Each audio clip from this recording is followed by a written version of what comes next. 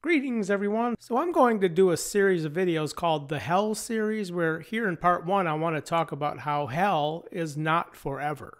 It's not eternal or everlasting. The punishment, the fire, torments, where yes, even human beings who will go into the judgment of hell will find an exit, but not until the morning of a new heavens and earth. Mark 13:35, where we have to understand that the parabolic watch times of the night, the times and terms from eventide into the morning, encompass what is termed the last days, okay, and the Aeonian judgment. Hebrews 6:2. The adjective Aeonian describes the years of transition from the present heavens and earth into a new heavens and earth.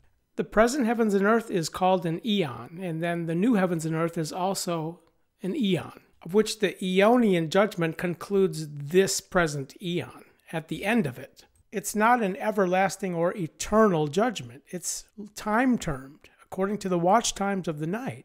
And it's the fourth watch time of the night which concludes the Aeonian judgment into the morning of a new heavens and earth.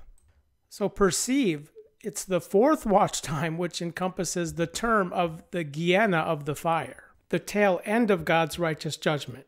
This is what the parabolic watch times of the night reveals to those who are seeking and understanding this wisdom.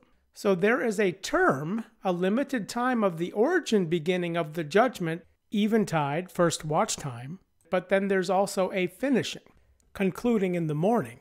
1 Peter 4:17. So in the morning of a new heavens and earth, the first day of the new heavens and earth is called the day of the eon, the next eon. 2 Peter 3:18. The point here is that the Gehenna judgment concludes the present eon, which again, Gehenna is the fourth watch time. In Matthew 5:22, we see the relationship of orders of judgment where Gehenna is at the end, the finishing, where preceding judgments concern the first, second, and third watch times in their orders. And the concept of judgment defines that which sets and restores right, where each consecutive order of judgment sets and restores right.